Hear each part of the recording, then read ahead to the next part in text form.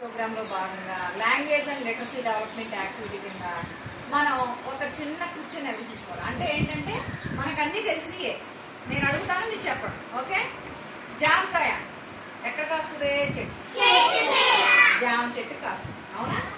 మామిడికాయ మరి మీరు మధ్యాహ్నం పూట గుడ్లు తింటారు కదా, అవి ఎక్కడికి వస్తాయా? ఎక్కడికైనా మరి ఎక్కడి నుంచి వస్తాయి అవి?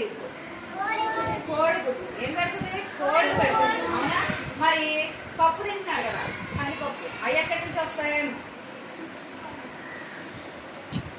కందిపప్పు ఎక్కడి నుంచి వస్తుంది? మొక్కల నుండి వస్తుంది. కందిపప్పు మొక్కలు వేస్తారు పొలంలో కదా, కందులు మొక్కలు, వాటి నుంచి వస్తుంది కందిపప్పు మొక్కల నుంచి. అలాగే రైస్ అంటే అన్నం ఎక్కడి నుంచి వస్తుంది? అన్నం ఎక్కడి నుంచి వస్తుంది? అది కూడా వరి మొక్కల నుంచే వస్తుంది. గోధుమలు కూడా వరి మొక్కల నుంచే. చపాతీ తింటాం కదా, చపాతీ దేంతో చేస్తారు? గోధుమ పిండి. గోధుమ పిండి ఎక్కడి నుంచి వస్తుంది? మొక్కల నుంచి వస్తుంది. మరి చెరకు తింటారా మీరు? చెరుకు ఎక్కడి నుంచి వస్తుంది? మొక్కల నుంచే వస్తాయి.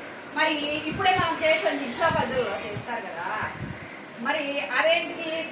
ఫిష్ ఎక్కడి నుంచి వస్తుంది? ఎక్కడ పెరుగుతుంది? పెరుగుతుంది. అవునా?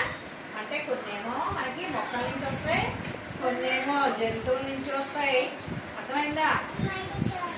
గుడ్డు ఉంది, కోడి నుంచి వస్తుంది. అలాగే ఫిష్ ఉంది, నీళ్ళలో వస్తుంది. అలాగే అన్నం అయితే ఎక్కడి నుంచి వస్తుంది?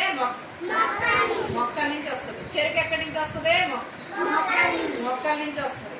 కూరగాయలు ఉన్నాయి, వంకాయ, బీరకాయ, కూరగాయలు అన్నీ ఉన్నాయి. అవి ఎక్కడి నుంచి వస్తాయి? మొక్కల నుంచే వస్తాయి. అర్థమైందా? ఎక్కడి నుంచి వస్తాయి? ఇప్పుడు మనకి లభించే ఆహారం అంతా కొన్నేమో మొక్కల నుంచి లభిస్తున్నాయి, కొన్నేమో పాలు తాగుతారు కదా. పాలు ఎవరు ఇస్తారు మరి?